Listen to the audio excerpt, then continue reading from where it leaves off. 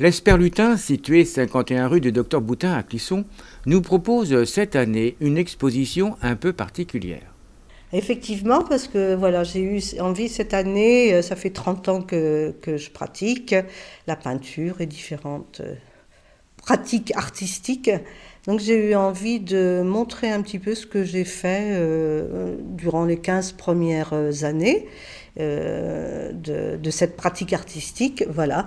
Donc dans une partie de la salle, je présente certaines de ces œuvres. Et puis je voulais aussi montrer un petit peu ce que je fais actuellement. Donc il y a une petite partie de la salle qui est consacrée à ce que je fais maintenant. Voilà. Alors depuis toutes ces dernières années, qu'est-ce que vous en avez retenu? Je suis contente de faire ce que je fais. Et qu'est-ce que ça vous apporte? J'ai l'impression de m'exprimer en tous les cas, donc de pouvoir dire des choses. Si je ne les dis pas avec des mots, je peux les dire avec la couleur ou avec le crayon. Et donc, je dirais, avec beaucoup de création surtout. Oui, parce que, je sais pas, je dois avoir beaucoup de trucs dans la tête qui se chevauchent et de les mettre sur, je sais pas, une toile, un papier, ça prend une forme, donc ça s'éclaircit en tous les cas dans la tête.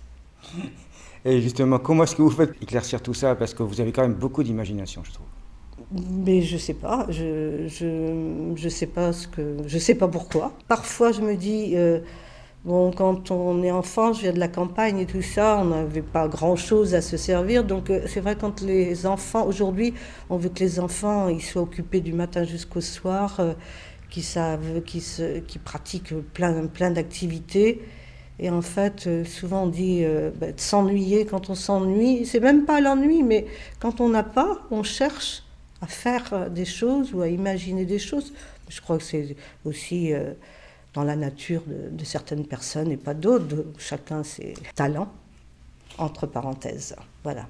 Et que vous n'aimez pas rester inactif, je crois que vous proposez quelque chose, une belle organisation mercredi. Oui, alors mercredi prochain, donc on va proposer le marché des 500.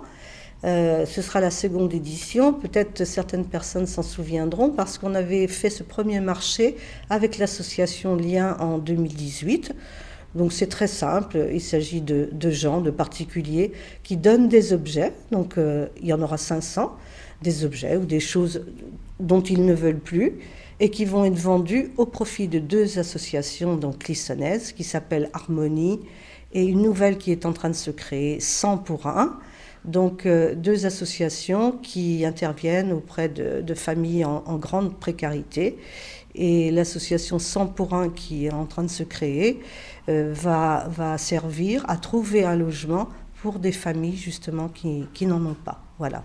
Donc les horaires, comment ça se passe? Alors pour l'exposition, c'est jusqu'au 30 juillet, donc c'était du 10 juin au 30 juillet. Tous les après-midi, du lundi au samedi, de 14h30 à 19h. Et puis notre marché, donc ce sera toute la journée, dans le jardin et dans la cour, de 10h du matin jusqu'à 19h le soir.